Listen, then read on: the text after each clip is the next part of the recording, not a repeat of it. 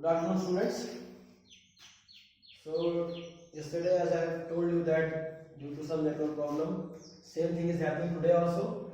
So again, I am late, but no need to worry. Here is the explanation of the left lines. That means 12 lines are left in the poem. So let's start with our daffodils, which is written by William Wordsworth. So in previous 12 lines, we studied that how the poet was in sad mood and he was walking alone, and suddenly he sees a group of daffodil flowers which were dancing with the help of breeze, and by seeing such scene the poet becomes happy. Poet जो है वो खुश हो जाता है। और फिर आप देखते हो कि कैसे how he starts explaining how his mood changed, कैसे उसका मूड चेंज हुआ, फिर कैसे उन्होंने जो है इस डैफोडिल्स की खूबी के बारे में, और फिर कैसे उन्होंने उस डैफोडिल्स की खूबी को लेकर के किस तरह से जो है प्रकृति को, उसकी सौंदर्य को, उसकी सुंदरता को how he has explain. So let's see. The waves beside them dance, but they outdid the sparkling waves in glee. The waves, अब उसके पहले क्या था, आपने देखा ही था कि क्या नाम है, उन्होंने बताया कि विलियम वर्ड्सवर्थ में कि 10,000 I saw at a glance, tossing their heads in sprightly dance. तो उसके बाद वो क्या कहते हैं कि मतलब 10,000 हमने देखा एक साथ, जो कि हवा के साथ साथ डांस कर रहे थे। अब आगे देखिए, the waves beside them danced, but they outdid the sparkling waves in glee. अब जो हवाएं थी वो उन फूलों के साथ, the breeze was blowing with them, and it seems that they were not blowing. ऐसा लग रहा था कि मानो वो ब्लो नहीं कर रहे हैं, हवाएं चल नहीं रही, ऐसा लग रहा था कि हवा मानो उन्हीं के साथ डांस कर रही थी। बट दे, यहाँ पर दे वर्ड जो आया है वो डैफोडिल्स के लिए आया है। बट दे आउटडिड का मतलब होता है किसी कंपटीशन में पिछाड़ना। तो वैसे ही डैफोडिल्स ने क्या किया कि उन्होंने भी उस बहती हुई हवा को, जिसको हमारे विलियम वर्ड्सवर्थ ने डांस का रूप दिया है, तो इन झूमते हुए डैफोडिल्स के फ्लावर्स ने उनको पछाड़ दिया, उनको पीछे कर दिया स्पार्कलिंग वेव्स इन ग्ली। और जो सूर्य की रोशनी इन डैफोडिल्स फ्लावर्स में पड़ रही थी, उसकी चमक को देख करके ऐसा लग रहा था कि जो डांस डैफोडिल्स कर रहे हैं, यहाँ डांस का मतलब क्या है, जिस तरह से वो झूम रहे हैं, ऐसा लग रहा है कि मानो हवा उनसे डांस करने में पीछे हो गई हो और इनका झूमना जो है हवा के साथ वो आगे हो गया हो। A poet could not but be gay in such a jocund company.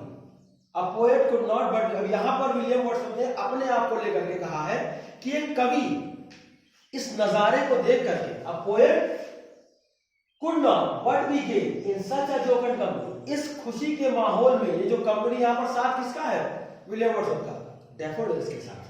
तो इस साथ को देख करके वो कह रहे हैं कि ये कवि सिवाय खुश होने के अलावा, इन फूलों को निहारने के अलावा, देखने के अलावा, he does not have any other option. Only the option is to watch them and feel happy. तो वो जो कह रहे हैं, a poet could not but be gay, मतलब पोएट जो है वो अपने आप को भुला करके और इस खुशी के माहौल में, गे का मतलब हैप्पीनेस होता है, इस खुशी के माहौल में वो खुश हो जाता है। और किस लिए खुश होता है, इन सच अ जोकंड कंपनी। जोकंड कंपनी का मतलब होता है साथ, खुशी का साथ। और खुशी उसको कहां से मिली थी, फूलों के उस नजारे को देख करके, डैफोडिल्स के। फिर क्या कहते हैं, I gazed and gazed but little thought, कह रहे हैं कि मैं निहारता गया। I gazed and gazed. That means William Wordsworth was saying that I started staring. मैं उनको देखने लगा और देखता गया, लेकिन फिर सोचा, क्या सोचता है वो, What wealth the shore to me had brought. मतलब विलियम वर्ड्सवर्थ ये कह रहे हैं कि मैं क्या निकला था करने, और इस सीन को देख करके मैं इनको निहार रहा हूं, और मेरे दिमाग में एक ख्याल आया, मैंने सोचा कि ये नजारा कैसा वेल्थ, कैसा धन मेरे लिए लेकर के आया है। ये नजारा कैसा धन, वेल्थ का मतलब धन होता है, कोई रुपया पैसा यहाँ नहीं है, not, it is not dealing with money, it's just telling that this scenery has brought such kind of wealth which I will never forget. मैं इसको कभी भूल नहीं सकता। फिर for often when on my couch I lie in vacant or in pensive mood, फिर कह रहे हैं कि जब कभी भी मैं अपने सोफे पर अकेले बैठता हूं या लेटता हूं, इन वेकेंट, वेकेंट का मतलब खाली समय में, और in pensive mood, we all know students that is इस जमाने में, इस समाज में सबके साथ कोई ना कोई टेंशन, कोई ना कोई समस्याएं होती हैं। तो विलियम वर्ड्सवर्थ कह रहे हैं कि जब कभी मैं अकेला होता हूं या मैं अपने सोफे पर अकेला पड़ा हुआ होता हूं, किसी पेंसिव मूड में, किसी उदास मूड में, या कभी अकेले, the flash upon that inward I which is the bliss of solitude. और जब भी मैं अकेले बैठता हूं सोफे पर, या जब भी मैं कोई चीज सोच रहा होता हूं, तभी अचानक जब मैं अपनी आंखें बंद करता हूं तो वही नजारा एक फ्लैश की तरह, एक लाइट की तरह मेरी आंखों के सामने छा जाता है। और वो क्या है? Which is the bliss of solitude. Solitude का मतलब होता है अकेलापन। Bliss means happiness. तो उस अकेलेपन को दूर करने के लिए जो खुशी मुझे महसूस होती है, वो वही फ्लैश है, उस सीन का फ्लैश। मतलब मैं फ्लैशबैक में चला जाता हूं और मेरी आंखों के सामने वही चमकते हुए डैफोडिल्स के फूल नजर आने लगते हैं। और जो मेरा मूड है, जो मेरा उदास मूड है, जो मेरा अकेलापन है, वो इसी फ्लैश के कारण, इसी नजारे के कारण वो दूर हो जाता है।